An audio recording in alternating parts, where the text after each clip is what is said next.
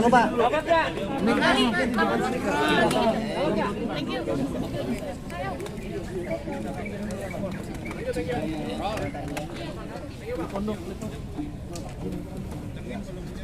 Oke, rekan-rekan ya. Kita mulai ya. Hah?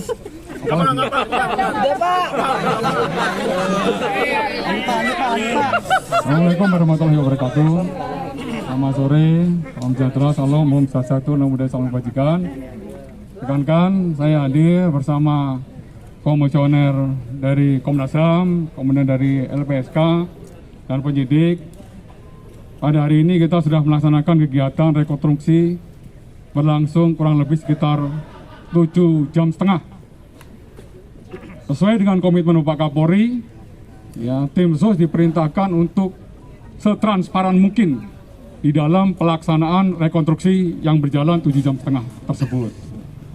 Seluruh rangkaian sudah kita adegankan ya, dari 3 TKP, 2 TKP asli dan 1 TKP yang pengganti, yaitu TKP di Magelang. Magelang tadi sudah kita mainkan dari jam 10 pagi dengan melibatkan 4 tersangka.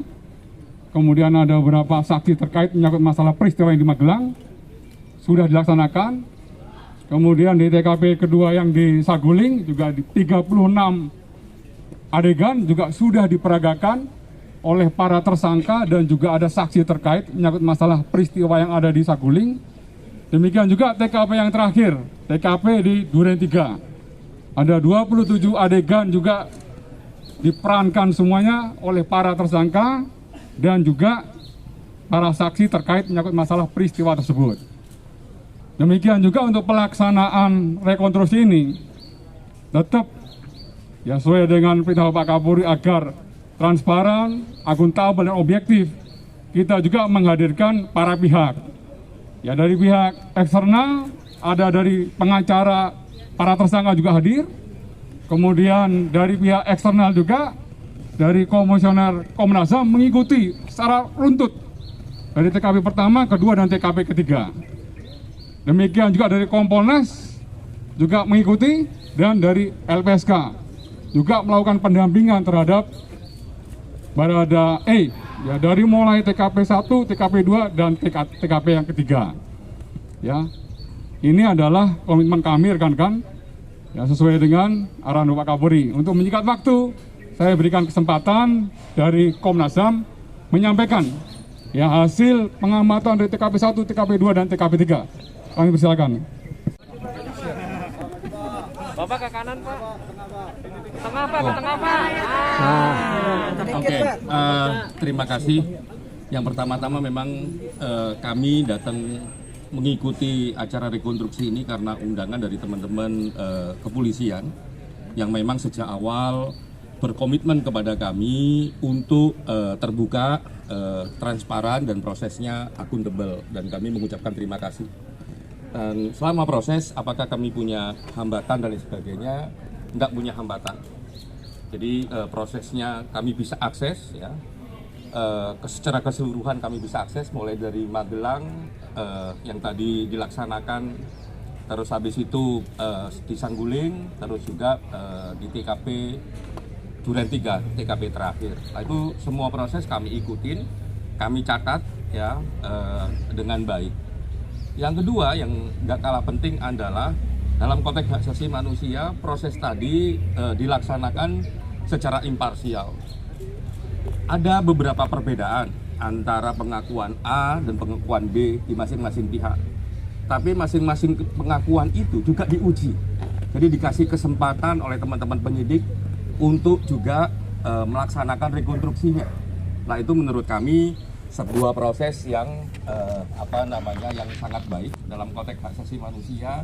Proses ini juga sesuai dengan prinsip-prinsip fair trial, sehingga setiap pihak yang memiliki kepentingan untuk pembelaan dirinya tadi dikasih kesempatan seluas-luasnya. Dan ini praktek yang baik, dan semoga harapan kami nih Pak Andirian di Tipidum tidak hanya kasus ini tapi juga kasus-kasus yang lain. Jadi praktek ini tadi yang kita laksanakan, kita lihat makanya cukup lama, karena tidak hanya satu satu pihak, satu keterangan, tapi juga ada beberapa keterangan yang berbeda dan dikasih kesempatan yang berbeda itu untuk juga memberikan keterangan dan melakukan rekonstruksi. Jadi itu satu hal yang baik. Makasih Pak Kadifumas, selamat sore rekan-rekan. Ini pertanyaannya terkait sama dengan yang dijelaskan tadi teman-teman Komnas HAM, bahwa semua pihak diberikan kesempatan yang seluas-luasnya untuk memberikan penjelasan terkait apa yang dia lakukan, apa yang dia rasakan, dan apa yang dia alami pada saat kejadian itu. Sebenarnya ini adalah mekanisme standar, SOP standar yang dilakukan bagi pihak atau tersangka yang merasa tidak melakukan adegan itu, boleh mengajukan keberatan. Keberatan dalam hal ini tentu keberatan tersebut akan kita berikan pemeran pengganti, figur. Nah, dalam proses kali ini ada beberapa hal, ya, ada beberapa hal. Misalnya saya kasih contoh ini, yang contoh mudah. Mas itu menurut saya ada di situ, tapi Mas itu mengatakan enggak, dia tidak di situ, ada di sana. Nah, kalau dia tidak mau terima, kita pakai pemeran pengganti di sana. Paham ya? Ini sebaliknya seperti itu. Ini yang tadi dimaksud, kita memberikan kesempatan yang seluas-luasnya bagi semua pihak yang terlibat di dalam proses rekonstruksi ini, khususnya para tersangka. Mereka ini kan masing-masing adalah saksi mahkota, ya, saksi mahkota, sehingga saling menyaksikan apa yang mereka lakukan, apa yang mereka alami, dan apa yang mereka rasakan pada saat peristiwa. Nah, oleh karena itu, kalau di dalam pemeriksaan ada namanya konfrontir. Kalau dalam rekonstruksi, kita memberikan kesempatan bagi mereka, kalau mereka menolak untuk melakukan adegan, kita akan menunjuk figuran atau pemeran pengganti. Saya kira demikian. Pandi. Saya langsung jawab, itu nanti menjadi materi di penyidikan ya. Penyidikan tidak Soal pisau Pak, yang terakhir Pak, yang soal pisau di adegan 74, iya. ada 2 pisau satu hati, itu bagaimana Pak? Itu pisau yang dibawa oleh saudara Kuat dari Magelang. Untuk apa Pak? Itu Direkonstruk. pada saat kejadian ada di Magelang, ada peristiwa sehingga itu digunakan oleh Kuat. Ya. Pak, jumlah alat bukti Pak belum dijelaskan Pak sampai sekarang Pak.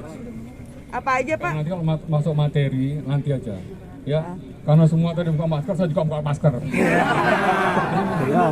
Ya, oke teman-teman.